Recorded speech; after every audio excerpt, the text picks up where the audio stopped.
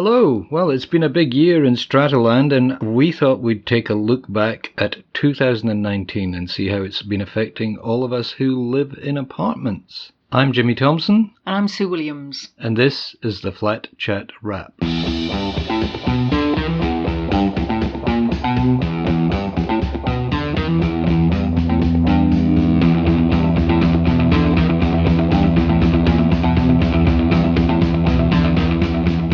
So, Sue, a big year in apartments. Sure, not a terribly happy year either, is it really? Not really, no. I mean, it's just about, coming up to a year ago that they had the Opal Tower disaster. Gosh, yeah, that was Christmas Eve last year, wasn't it? So yeah, it was the night before Christmas. Yeah, and I mean, there were an awful lot of negatives this year, but on the plus side, it really focused attention on the things that are wrong about the apartment industry. On development standards, on building standards, that kind of thing, which I suppose in the long term is a really good thing. But in the short term, I mean, it's a disaster, obviously, for those people who've been caught up in the problems. As you say, it's focused people's attention, the politicians' attention, on the problems.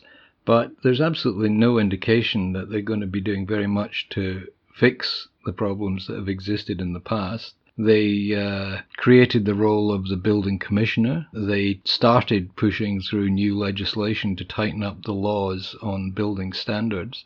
That's already fallen over. That's already in trouble. But, as far as the people, like the people in the Opal and the people in Mascot Tower, the place in Erskineville that was declared uninhabitable, there was that other block of flats down in Alexandria, I think, as well, which had also been declared uninhabitable. I mean, what's happening to those people? Yeah, and also what's happening with cladding too. I mean, not very much is happening there either. Well, that's another story, is the cladding, because now they've discovered a different kind of cladding that is just as bad as the original aluminium cladding. Yeah. Yeah, they've now discovered biowood, which is kind of a timber effect thing. I think it's about 70% timber and 23% PVC. Right. And it looks fabulous on the side of buildings, but actually that's combustible as well. And they just ruled in a big court case that it's actually dangerous, that there's always a risk of fire spreading over and up a building with that kind of cladding as well. There's just one big mess everywhere. Well, that's right, yep. And so far the government is making absolutely no sign of saying, hey, we are partially culpable in this, which they most definitely are, and we're going to help you guys out. That's right. It's being left to either developers if it's within the 6 years, and often they're having to go through court cases, owners' corporations, to actually force the developers to act, or it's up to owners themselves to fix their buildings. So nobody's getting very much help. No. I wish we'd started on a different topic, because it's a bit of a downer, isn't it? It's a year of people being evacuated from their homes, and I think most of the people are back in the Opal Tower, and I think, I don't know if the people in the Mascot Tower are going to be back anytime soon. Maybe they're already there. I doubt it. Well, look, if we're trying to extract positives, I mean, I did say that it has focused attention on it, and as you quite rightly pointed out, there hasn't been much action, even though there has been attention. I was talking to an agent today, and he was saying, well, new apartments have never been as cheap as they are now. Right. They've never been such a small differential between the price of second-hand older apartments and newly built apartments. Right. And I was saying to him, well, who's going to choose a new apartment over an old apartment? He said, plenty of people still do, because a new apartment is a fantastic thing to have. Nobody's been there before. It's obviously got latest design. It's often got 2 bathrooms, whereas in the old days they only wanted 1 bathroom, and maybe they don't have lifts and facilities and things like that. So he was saying, well, if a new apartment building is a good one, and as we know it's very hard to tell whether it's good or bad, then you can actually buy some good apartments now for a good price, because there's just not much confidence in the market, so developers are having to lower their prices and offer inducements to people to buy apartments. Yeah, but those low prices and those inducements are not going to help if that apartment has been badly constructed to begin with. Absolutely, but if by any chance you get a good apartment at a good price, that's kind of good news. But for how many people will that be the case? It's a bit of a gamble, but it shouldn't be, and I think that's the issue. You write a lot about property. If somebody said to you, I want to buy a new apartment, I don't want an old apartment. I want something that nobody's lived in before. What would your advice be? Look, I bought a new apartment and it had lots and lots of problems. But at the end of the day, when we'd sorted out all those problems, it's a fantastic place to live. So I would say if you're keen and if it's a good developer, that's the most important thing, a good developer and a good builder, then it's odds on that the apartment would be a good one. I mean, even good developers, say with the cladding, there's some Mirvac buildings that have dangerous cladding on. But mostly Mirvac is coming to the party and actually replacing that cladding for owners. So if you've got a good developer and a good builder, then you're shortening the odds of buying into a problem, really. And didn't you tell me the other day that Mirvac are now offering warranty, like a full insurance, homeowners insurance? Warranty insurance as well, yes. Apparently a few good developers are doing that too, which is good because they're kind of self-insuring. So that's a great testament to their own faith in their own product. People are more and more, I think, looking for reliability in everything. They feel that we shouldn't have to hope that things are going to hold together for the life of the device or whatever. Maybe that's happening in apartments as well. But, it's a two-strand story because you'll have people who say, well, I just want the cheapest I can get. I don't expect to want it to last that long. So Sure, and that tends to be investors particularly because they might be there just for short-term gains and then, sell the apartment to make a bit of money, whereas owner-occupiers tend to be there for much longer term, really.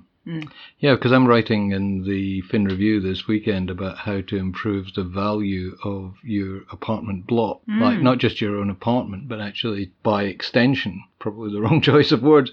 But if the apartment block is better, then all the apartments in it were going to be worth a little bit more. So how do you persuade your committee to improve the apartments? And what improvements can you make in an apartment block that will increase the value of the properties? Well, that's a really good subject because there are a couple of developments going on now where they're retrospectively fitting apartment buildings and kind of turning them into great 21st century buildings. Yeah. And when those are finished, there'll be great templates, I think, for the future. Well, you get the 1930s apartment block with high ceiling, and the disadvantages are things like they might be 3 stories high and they don't have lifts. The windows might not be very big or whatever, but you put somebody with a bit of imagination in there and you end up with a really well-built building, solid walls, high ceilings, and then all the modern amenities like lifts and rewiring and stuff like that, air conditioning if need be.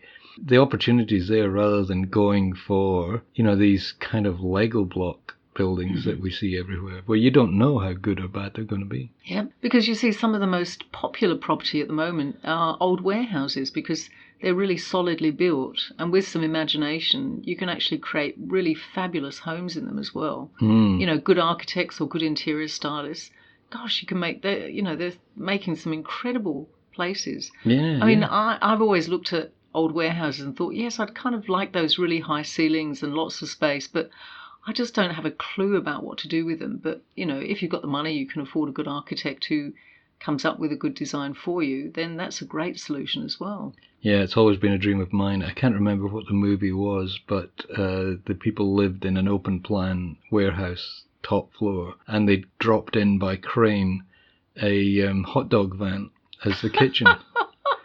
Wow! And I thought that is so nice cool. Idea. I want to live in that place, but I can't even remember what movie it is. And I'm very unlikely to own the top floor of a warehouse these days. I think those days are gone. All right, when we come back, we are going to talk about some of the big issues of the year and how they've been approached by the powers that be. That's after this.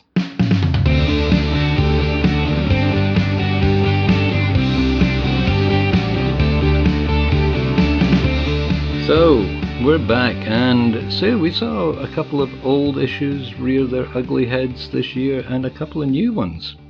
Yeah, shape-shifting, we saw that coming back again. Yeah, it's coming back with a vengeance by the sound of things. Where developers, and that's where developers sell somebody an apartment, they say maybe it's a 2-bedroom apartment, and then when they go to the final inspection, they discover it's a 1-bedroom apartment or a 1-bedroom that turns out to be a studio. Yeah.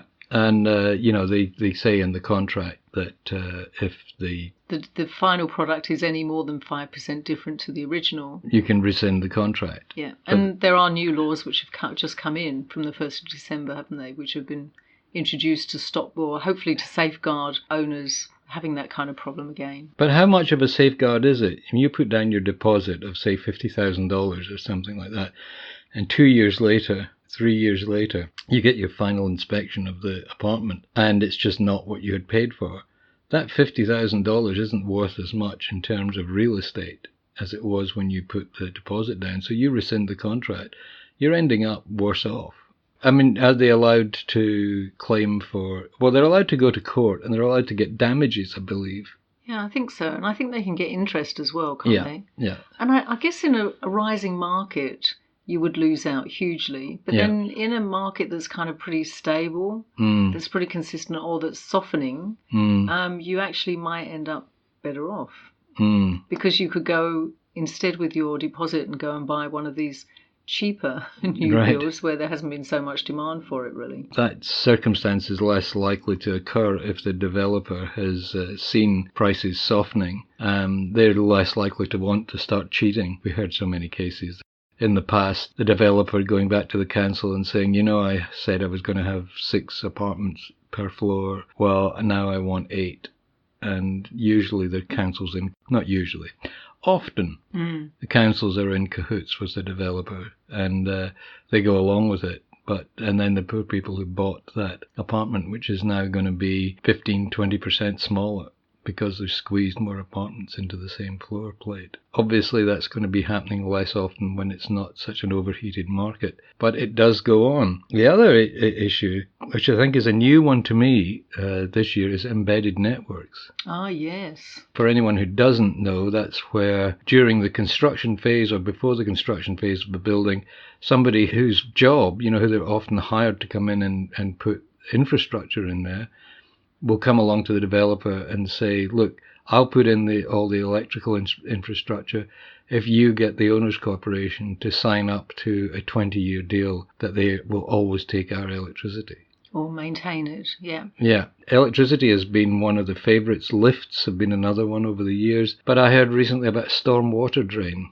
And, this is quite a technical thing that you get experts to install those. And the people who install them have said to the developer, you get the owners' corporation to sign off on this, a 99-year deal for maintaining the filters, and we'll put it in for free. So the developer gets a discount on his building costs, and the owners' corporation get a bill. They end up paying for it many times over, and it's just wrong. It's an incredible loophole, isn't it? I mean, it just amazes me the kind of things people can think of to make money out of apartment buyers. Yeah. When I moved into an apartment, there were no light bulbs in the lights. Right. And you think, how mean can they be not to put bloody light bulbs in the lights when you move in at night? Yeah. But geez, these long contracts for maintenance, which are actually much higher than any other kind of service because it is making up for the cost of the installation, that's just crooked. It really is. Absolutely. And that's why in New South Wales we have a law that says that no contract can be signed before the first AGM unless it's ratified at the AGM. Strata management contracts and building management contracts were among the first to come in under this.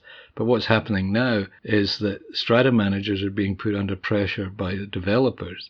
Developers are saying, I need you to go in and convince the owners to sign this contract to, for the maintenance or the electricity or whatever, or, we're going to be losing money here. Because what will happen, I was in a building the other day, they put in $80,000 worth of electrical system. And I said, well, what happens if the owners' corporation, if somebody like me stands up at the first AGM and says, hang on, the developer should have paid for this out of the money he charged us for our apartments. He's getting a free ride, and we're ending up with inflated bills. So I'm saying don't sign the contract. And what happens if the owners' corporation refuses to sign the contract? And the person I was talking to said, well, we'll go back to the developer and say, either you give us the $80,000 that this costs, or we just rip it all out. Wow.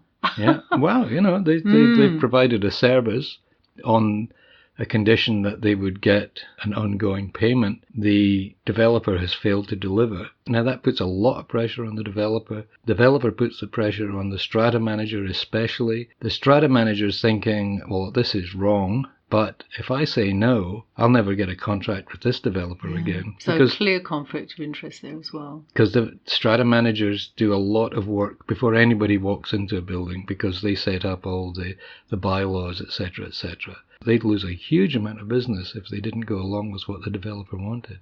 Yeah. So but you know what, this is something the government should step in and just say, this is wrong, don't do it, do not. Well, our government is not in the business of telling people what they can and can't do. What they should be saying is, you must stand up at the initial AGM and say, this person has installed this piece of infrastructure at no cost to us on the condition that you continue to service the contract, and then let people decide for themselves. In most cases, people would just go, oh, is this standard practice? And somebody would say, yeah, and they'd go, okay, we'll sign it. But the savvy purchaser will go, this is just wrong. It stinks. Let's not do it. Yeah. And that would fix it. But it's interesting, because then if the owners said no, they're not going to pay for it, and the developer said he wasn't going to pay for it either, and then if the contractor pulled out all his infrastructure that he put in, what is the situation?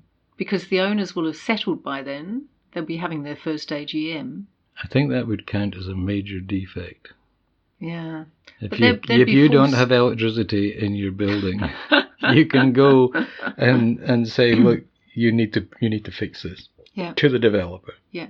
But they would have to take a court action against the developer. Yeah, absolutely. Which is always really expensive and a real hassle and really difficult. But that's one of the advantages of this current era that we're living in.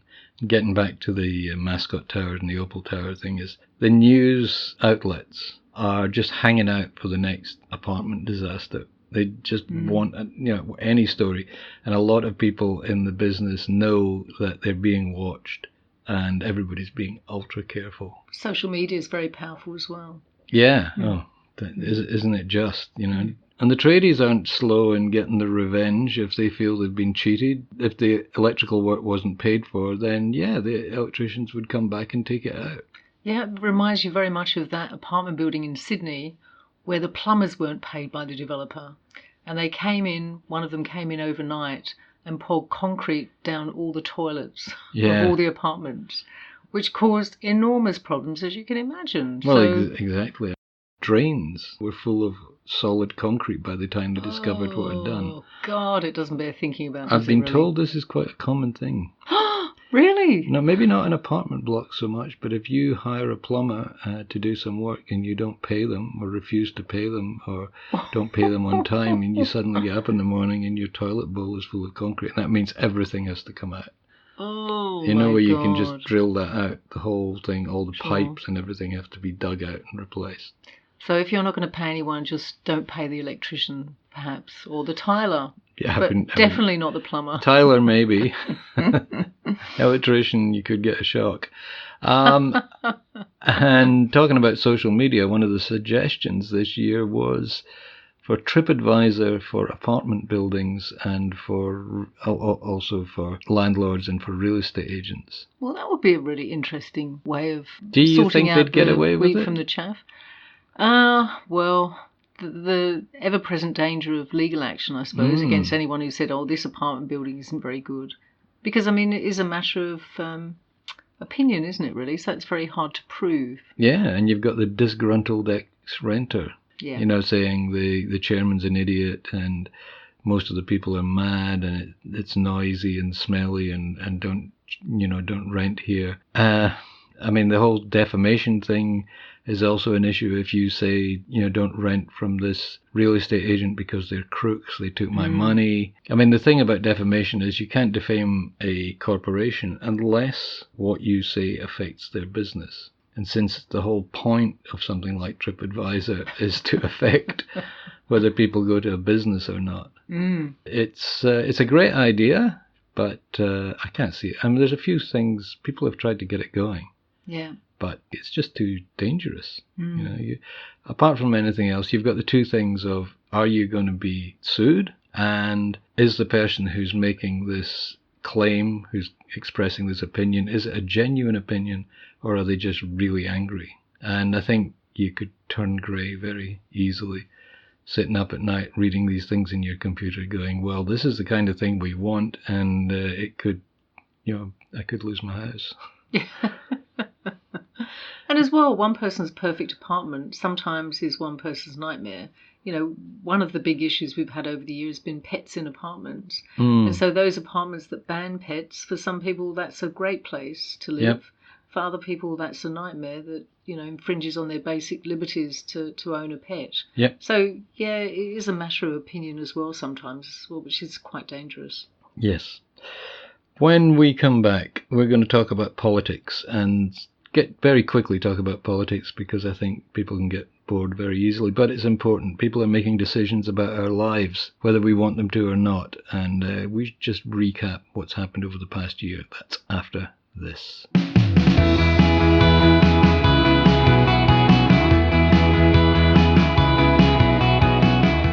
Jimmy, what's been the main things that have happened this year in politics then? Right, well, the two main things were 2 elections. 3, was it 3? Did Victoria have an election as well? I think they did. So New South Wales, the coalition got in, and Victoria, the Labour Party got in, and in Canberra, the coalition got in. How good is that? Well, not very if you live in an apartment. So what did that mean to apartment dwellers and owners? In Victoria, it confirmed that their Airbnb laws would get through, and so now they're living with the consequences of people basically being told, whatever, if it's an apartment, just open up short-term letting, holiday letting. If the people letting the apartment, or if the apartment is a source of trouble 3 times, and you can prove 3 times that it's been the problem, then you can maybe do something about it. Otherwise, the stories coming out of Victoria are just horrendous. You get like a football club, there are 2 busloads of supporters travelling to Melbourne to support their team. They look at one of these big buildings there and go, hey, there's so much Airbnb, we can all stay in the same building. And then they get there and they discover there's no communal area apart from the foyer, so that's where they have their party. Oh, gosh. And there's nothing anybody can do about it. So that hasn't been so good. Here in New South Wales, well, Labour were going to bring in a lot of really interesting things, again related to Airbnb. They were also going to bring in they were going to end the no-cause evictions in rentals. For tenants. I mean, the problem with no-cause evictions is that apart from the fact if you're the tenant, you're getting moved out of your home. People were using it as a way of pushing up rents, because there's a limit. You can limit the amount your rent goes up, regardless of what the market's doing. So what people were doing was saying, well, once you're at the end of your 6-month lease, you can go. I'm not going to even ask you for a higher rent. I'm going to bring in somebody else at the higher rent that I want. They brought it in Victoria, that they ended that, and the Labour Party were going to end it here, but they didn't get in, so we never saw that.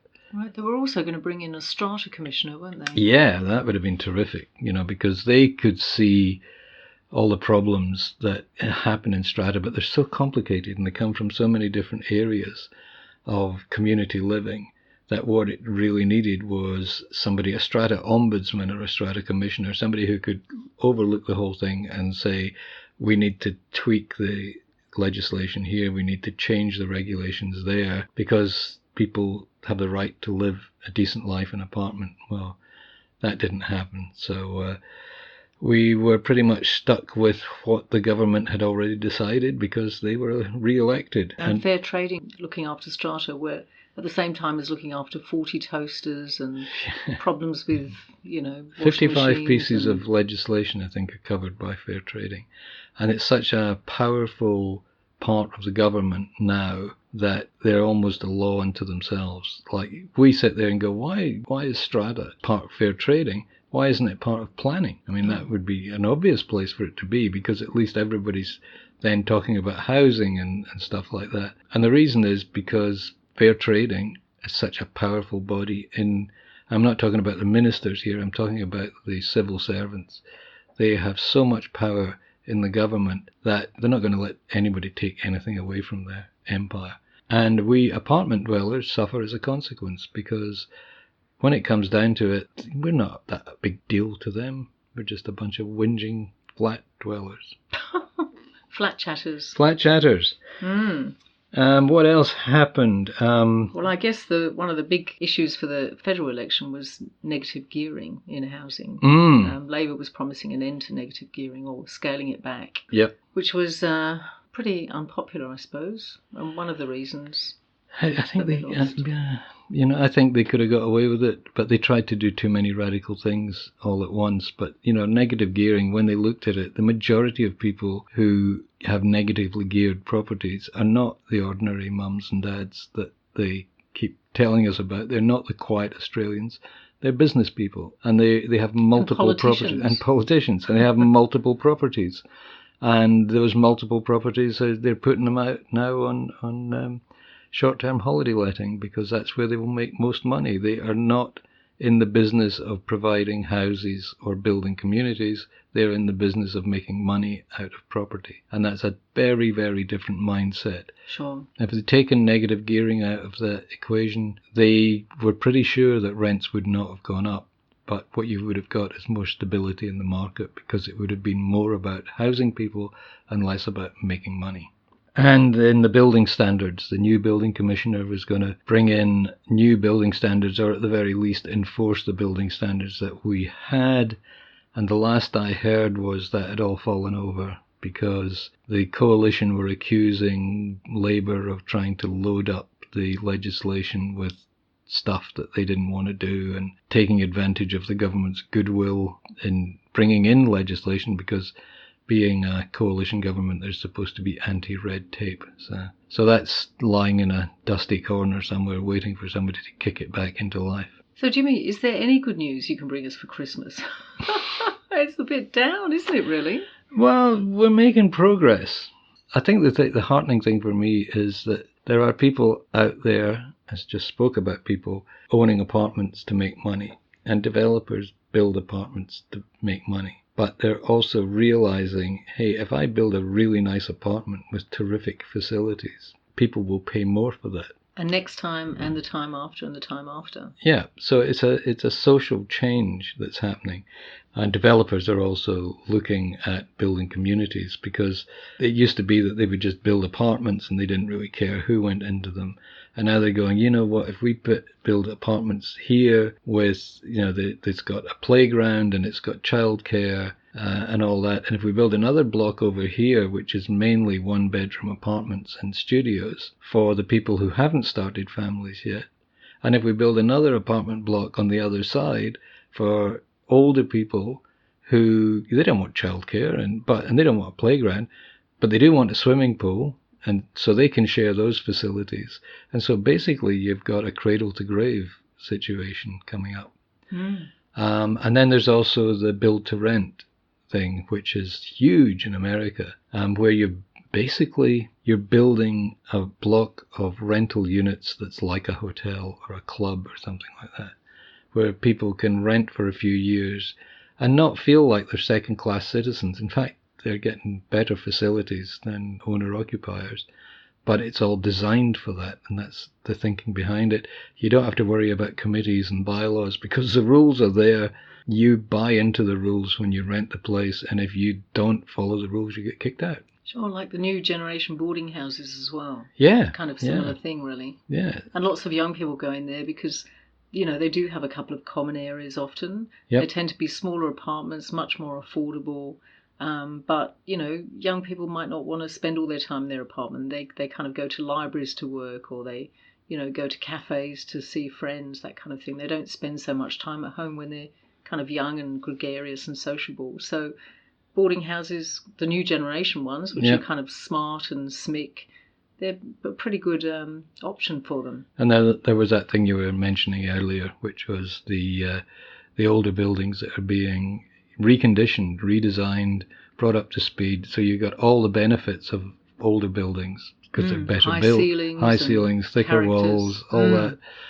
plus all the benefits of new technology. I mean, it's with added balconies on and yeah, it's all good. Okay, that's a nicer point at which to close, I suppose. Really. Sue, thank you very much again for coming and contributing. Thank you, and I hope it's a really happy 2020. I hope it's a better year next year than it's been in 2019. I think for most people it's pretty much guaranteed that it will be. For the people of Opal Tower and Mascot Towers, it can only get better. Yeah, call out to them. Yeah, absolutely. After that fairly depressing look at the past year, we thought we'd better do something to cheer you up a little bit for Christmas. So next week's Flat Chat wrap is a visit back to Dardanelle Towers. Now, if you haven't heard or read any of the Dardanelle Towers stories, it's an allegedly mythical apartment block somewhere in Sydney, and we get an insight into the workings of their executive committee. It's a lot of fun. There's a couple of podcasts already out there, but we'll have something special for you next week. If you enjoy these podcasts, and would you still be listening if you didn't, you can subscribe free of charge on iTunes, Spotify, Stitcher, and lots of other podcast platforms. As I said, it's free of charge, and that means the podcast will be delivered directly to your phone, laptop, or computer as soon as it's published. You'll find links at the end of the show notes, that's the related story, on the Flat Chat website. And the website is where you go to find the stories we've been discussing today, as well as about 10 years of archives and, of course, your questions and answers on the Flat Chat forum. Just log in to flat-chat.com.au to ask a question or, even better, answer someone else's. Okay, thanks for listening. Talk to you again soon.